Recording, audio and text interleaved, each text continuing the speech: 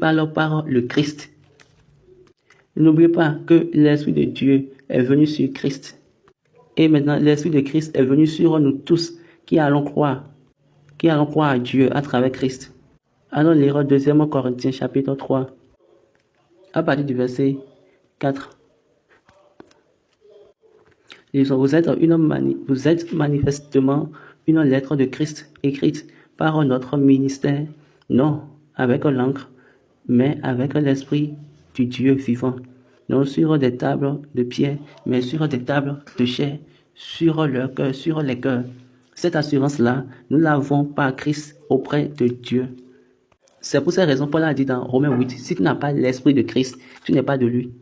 Si tu n'as pas l'Esprit de Christ, Jésus même, il ne te connaît même pas.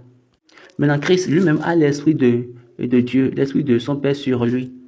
Et maintenant, Jésus lui l'a donné à nous, son Esprit, afin que nous soyons glorifiés avec lui. Donc on a parlé de l'Église, également de la Trinité. Et j'ai vu plusieurs qui sont dans cette méthodologie de Trinité. Et vous savez que les colons qui nous ont amené la chrétienté, ils l'ont amené avec le mensonge. Parce que Dieu a déjà pré-révélé cela. Et ils savent que la vérité de Dieu va sortir d'Afrique. Mais comme ils savent que la vérité de Dieu va sortir d'Afrique, qu'est-ce qu'ils ont fait? Ils ont pré-avancé et ils se sont venus avec maintenant le mensonge. Et ils ont maintenant placé le mensonge afin que ça soit selon leurs désirs et selon ce qu'ils veulent. Mais malheureusement pour eux, je vous le dis, Dieu a amené cette église et l'a remis dans les mains de quelqu'un qui a l'oreille. Comme il a l'oreille, l'église, selon Dieu, lui a été donnée.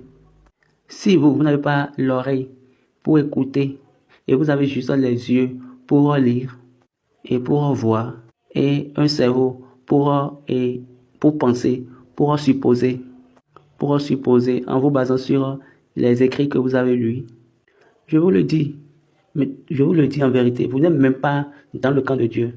Toutes mes excuses. Je ne peux pas avoir peur pour vous dire la vérité. Même si vous ne prenez pas ça comme la vérité, ça ne va déranger personne. Mais soyez sûr que les moments viendront et nous allons juger les circonstances, les situations et les actualités. Et de là, on pourra dire, ah, tu es en train de parler. Tu es en train de parler et de paroles mensongères. Notez ceci, la vérité de Dieu, elle est la vérité de Dieu. Elle ne change pas. Ou bien, elle ne va pas périr.